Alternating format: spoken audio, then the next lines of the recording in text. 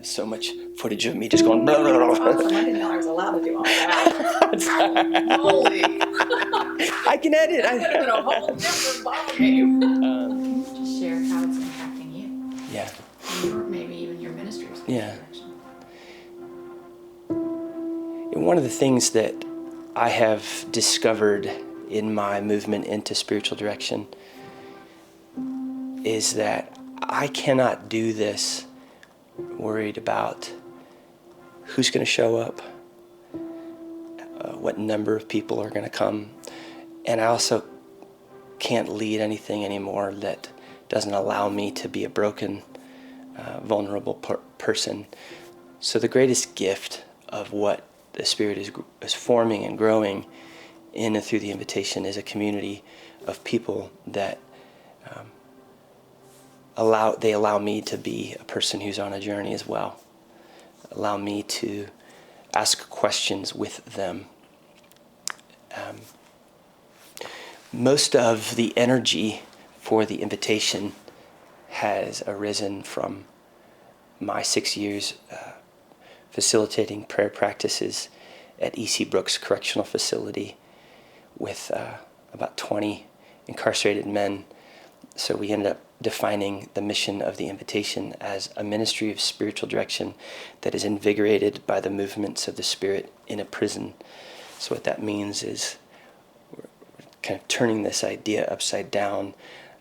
I think of myself as someone who's on a mission to serve the church through the prison. So the amazing gift is that by putting my body in a prison, I'm able to much more clearly understand my own desperate need for God and for discipline and for spiritual nourishment and health and for spiritual community. So during the pandemic, I've not been able to be with my brothers at E.C. Brooks. And the Spirit is faithful and kind and generous, and the Spirit is creative. So the School of Prayer was developed in a way that has complemented and helped buoy me up through this insanity that we've been through. So for those who the School of Contemplative Listening might be unfamiliar or feeling of unfamiliarity, what would you say to them if they're...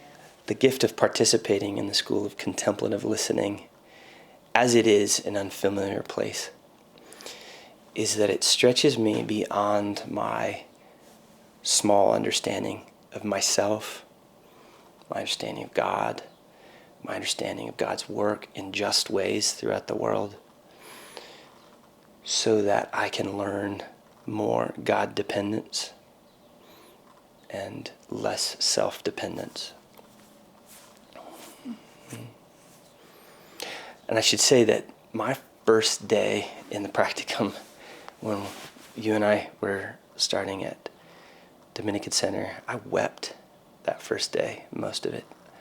As a Protestant going to study direction with these Catholic nuns, I just kept thinking, I'm so far away from home. I have no idea what I'm doing. Do I belong here?